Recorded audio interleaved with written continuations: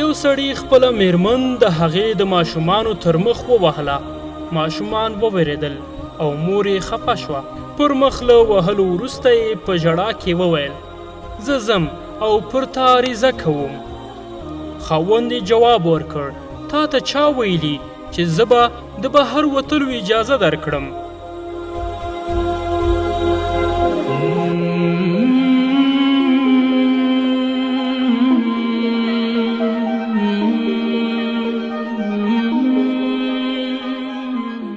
میرمنې خبره ورغبرګه کړه. سړي ته یې وویل ته څه فکر کوې؟ که دروازې او کړکۍ بندې کړې نو ما به له شکایته راوګرځوي؟ خاوند یې هک پک شو او ویې پوښتل نو ته به څه کوې؟ میرمنه یې چوپه پاتې شوه او د حمام پر لور ولاړه. څو شېبې وروسته میرمنه یې په داسې حال کې له حمامه راووته چې د اوداسه په اوبو لمده او ګلورینه مسکا یې په څېره خپره وه.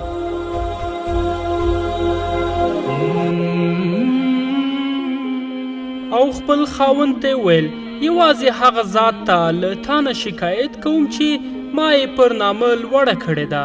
نه به مې ستا بندې کړکۍ او دروازې مانع شي. د رب د رحمت دروازې هیڅکله نه بندېږي. میړه یې شاته لاړ او په فکر کې ډوب شو. په خپل کټ کې کېناستو. میرمنې لاړه لمونځ یې پیل کړ. سجده یې اوږده کړه او میړه یې ورته ګوري. کله چې میرمنې لمونځ پای ته ورسول او لپې یې دعا ته اوچتې کړې میړه یې ورغی او د هغې لاسونه یې ونیول او ورته یې وویل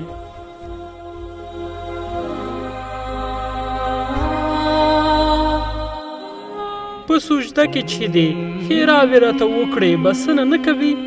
میرمنې یې ورته وکتل او په پسته لهجه یې ورته وویل ښه ستا له دې چلن وروسته به په همدې بسنه وکړم.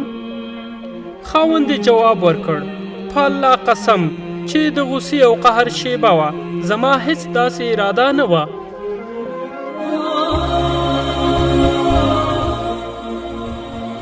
میرمنې ورته وویل له همدې امله دعا درته کوم او بسنه نه کوم او شیطان ته ښېرا کوم.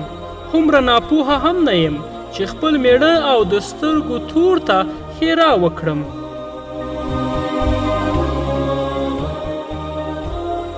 د میړه سترګې له اوښکو ډکې شوې او د هغې لاسونه یې مچ کړل او ورته یې وویل ژمنه در سره کوم چې تر دې وروسته به هیڅ وخت در سره بد ونه کړم او درته به ضرر ونه رسوم.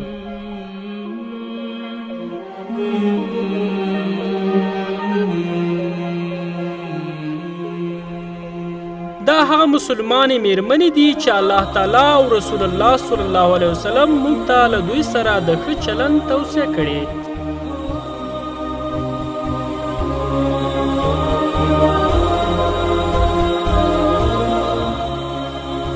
الله جل جلاله په قرآن عظیم شان سورة البقره 180 آیات کې فرمایلی دي ژباړه هغوی ستاسې جامه یا پوښاک ده او تاسې د هغوی جامه یاست.